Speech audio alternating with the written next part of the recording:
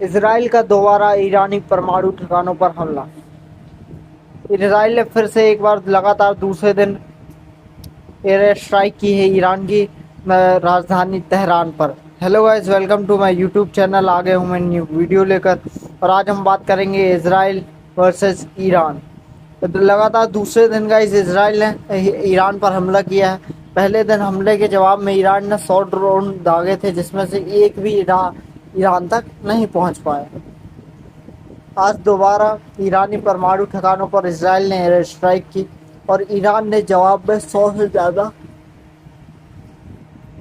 Ballistic میزائلیں داغی۔ 18 گھنٹے میں 78 ڈیتھ ہوئی ہیں ایران میں۔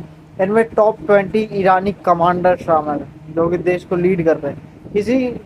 کسی کنٹری کو روکنا ہے تو اس کنٹری کے لیڈرز کو ختم کر دو۔ کسی موومنٹ کو روکنا ہے، کسی کنٹری کو روکنا ہے، آپ کو کسی بھی چیز کو روکنا ہے تو آپ دیکھتے ہوں گے کہ کچھ ہی لوگ ہوتے ہیں جو لیڈ کر پاتے ہیں۔ کوئی پارٹی ہوتی ہے یا کوئی سنگٹھن ہوتا ہے تو اس کو کچھ ہی لوگ لیڈ کرتے ہیں۔ اگر آپ نے ان کو روک دیا، مطلب آپ نے پارٹی روک دیا، آپ نے سنگٹھن روک دیا۔ ویسے ہی اسرائیل کا ٹارگیٹ ایران کے پرمانو ہتھیاروں کا جو لکش ہے ایران کا جو پرمانو لکش پانے کا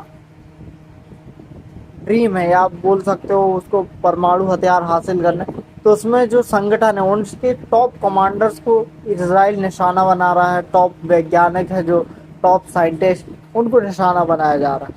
اسرائیل نے لگاتار دوسرے دن ایران میں ایئر اسٹرائک شروع کر دی ہے۔ اسرائیل نے راجدھانی تہران میں شکروار دیر رات دوبارہ ایران کے پرمانو ٹھکانوں کو فائٹر جیٹ سے نشانہ بنایا۔ پچھلے 18 گھنٹے کے دوران اسرائیلی حملوں میں اب تک 78 لوگ مارے گئے ہیں ایران میں، اور 350 سے زیادہ لوگ گھائل ہیں۔ راجدھانی تہران میں شکروار دیر رات کئی جگہ دھماکے سنے گئے۔ جواب میں ایران نے 100 سے زیادہ بیلسٹک میزائلیں اسرائیل کی اور داغی۔ ان میں سے 6 میزائلیں تیل اویو میں گری، جس میں 7 لوگ کے گھائل ہونے کی خبر آئی۔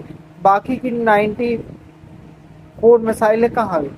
اسرائیل نے اپنا اینٹی ڈیفنس سسٹم ایکٹیو کر دیا ہے۔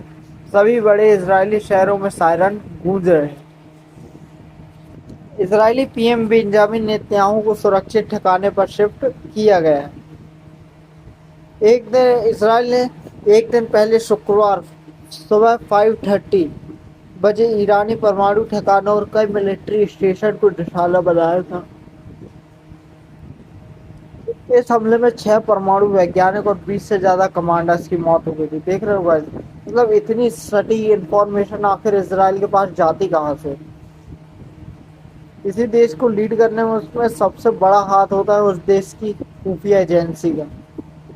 ایران نے شکروار دوپہر 100 سے زیادہ ڈرون داغے تھے۔ اسرائیلی سینا IDF نے دعویٰ کیا کہ انہوں نے سبھی ڈرون مار گرائے، اور کچھ ڈرون پہنچ ہی نہیں پائے اسرائیل تک۔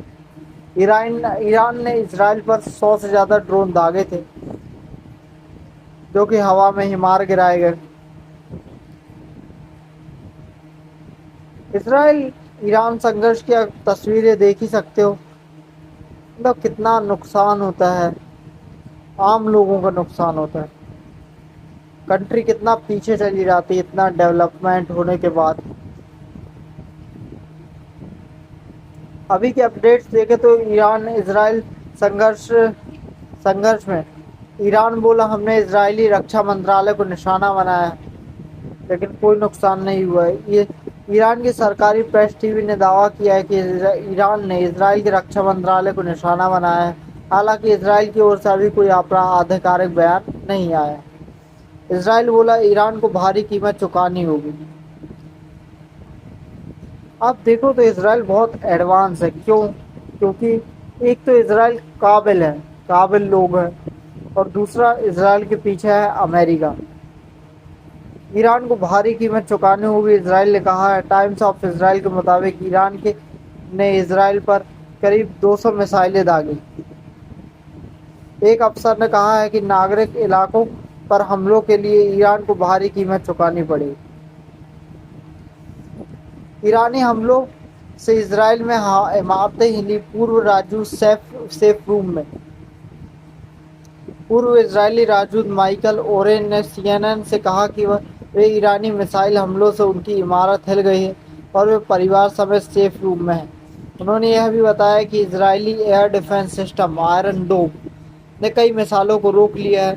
अगर ईरान ने 100 मिसाइलें दागी तो सिर्फ 5-7 ही लगी। मतलब देख रहे हो गाइस कितना एडवांस सिस्टम है आयरन डोम सिस्टम। अब कैसे जीतोगे? आप जीत ही नहीं सकते। आपको चाहिए टेक्नोलॉजी। तेल अवीव में ईरान का मिसाइल हमला, कई घायल। तेल अवीव में ईरान की ओर से दागी गई बैलिस्टिक मिसाइलों के बाद 7 जगहों पर धमाकों की खबर है। एक अधिकारी ने टाइम्स ऑफ इसराइल से बताया कि उनकी टीमें इन सभी जगहों पर पहुंचकर हालात का जायजा ले रही है। पुलिस के मुताबिक कुछ इमारतों को नुकसान पहुंचा है। कई लोग मामूली रूप से घायल हैं। ईरान ने दर्जनों बैलिस्टिक मिसाइलें दागी। मैटर ये नहीं करता आपने दागी, मैटर ये करता है कितनी मिसाइलें लगी उनको। आपने 100 दागी, 5-7 मिसाइल ही लगी तो क्या फायदा ऐसी मिसाइलों का। बात करते हैं कि हमले में परमाणु वैज्ञानिक मारे गए हैं उनके बारे में। तो पहले जो परमाणु वैज्ञानिक मारे गए उनमें डॉक्टर फरीदुन अब्बासी दवानी है। इनका रोल देख लेते हैं तो ईरान की परमाणु ऊर्जा संस्था जिसे AEOI शॉर्ट फॉर्म में कहते हैं कि पूर्व प्रमुख नातांज केंद्र के सीनियर साइंटिस्ट वैज्ञानिक। बैकग्राउंड देखें तो परमाणु भौतिकी में PhD 1979 में IRGC में शामिल हुए। डॉक्टर मोहम्मद मेहदी ताहराची, रोल देखें इनका तो परमाणु भौतिक विज्ञानी, इस्लामिक आज़ाद यूनिवर्सिटी ईरान की सबसे बड़ी निजी यूनिवर्सिटी के अध्यक्ष कहे जाते हैं। परमाणु कार्यक्रम से संबंधित परियोजनाओं की देखरेख करते हैं। सब परमाणु योजनाओं से जुड़े हुए लोग थे। योजना बोला, परमाणु शक्ति पाने के लिए जो संगठन ईरान ने बनाया है उससे जुड़े हुए लोग थे, उस प्रोजेक्ट पर काम कर रहे लोग थे। अब्दुल हमीद मिनोचेहर शाहिद बेहिश्ती यूनिवर्सिटी में न्यूक्लियर इंजीनियर विभाग के डीन थे। न्यूक्लियर विभाग के डीन। अहमद रजा ज़ुल्फ़िकारी चौथे नंबर पर है। ज़ुल्फ़िकारी इनका रोल था शाहिद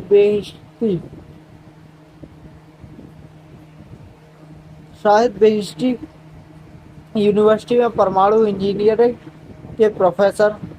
और बैकग्राउंड देखे तो रिएक्टर डिज़ाइन और सुरक्षा में रिसर्च करते थे। मतलब किसी देश की आंखें होती हैं उस देश के साइंटिस्ट। आपने उसको ख़त्म कर दिया, मतलब आपने उस देश की आंखें छीन ली। अमीर हुसैन फ़कीह, रोल AEOI के पूर्व अध्यक्ष, परमाणु विज्ञान एवं प्रौद्योगिकी संस्थान के प्रमुख रहे। परमाणु विज्ञान के कार्यक्रमों का नेतृत्व किया। आप देख सकते हो जितने सारे कमांडर वैज्ञानिक मारे गए। मतलब जो देश अपने देश के साइंटिस्ट कमांडर की रक्षा नहीं कर सकता वो आम लोगों की रक्षा कैसे करेगा? कैसे ही करेगा आप बताएं। मोतलेब जादे, पूरी पहचान अज्ञात है और एक अज्ञात परमाणु वैज्ञानिक है कहा जाता है। उनकी पहचान और भूमिका स्पष्ट है, केवल ईरानी रिपोर्टों में उल्लेख है। हो सकता है ये जिंदा भी हों। इजरायली एयर स्ट्राइक में मारे गए टॉप 4 ईरानी मिलिट्री जनरल की बात करें तो इनमें पहला नाम आता है मेजर जनरल मोहम्मद बघेरी का।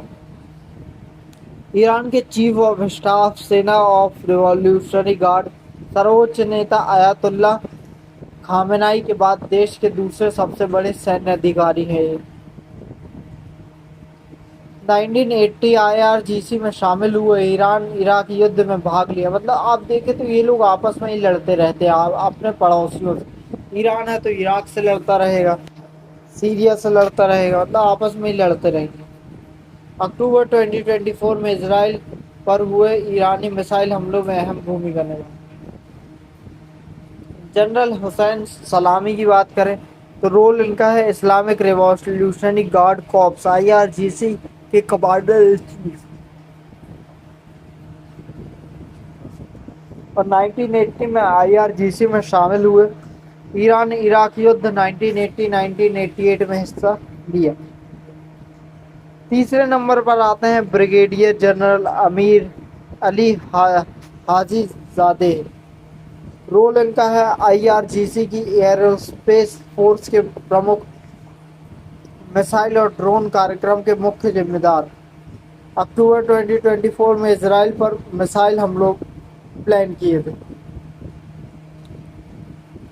जनरल गुलाम अली राशिद ईरानी सेना के डिप्टी कमांडर और ख़तम उल अनबिया हेडक्वार्टर के प्रमुख थे।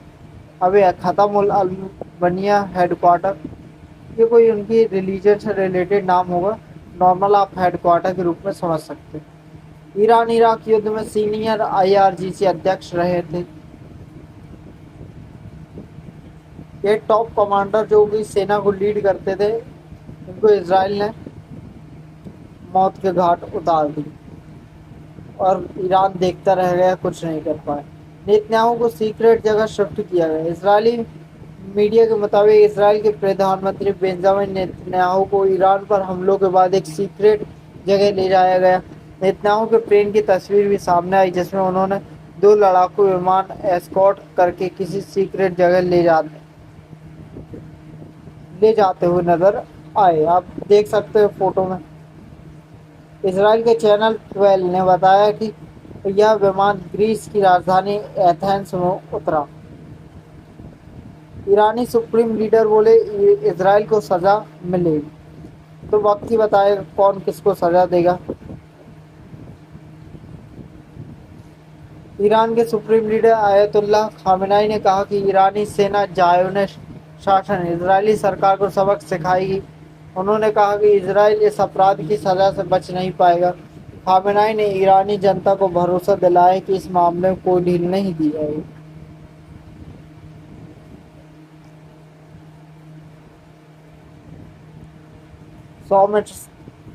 आखिर कैसे ईरान सबक सिखाएगा इसराइल को, ये एक बड़ी बात है, क्योंकि इसराइल को हराना आसान बात नहीं है। इसमें सबसे बड़ा रीज़न ये है कि इसराइल की मदद कर रहा है,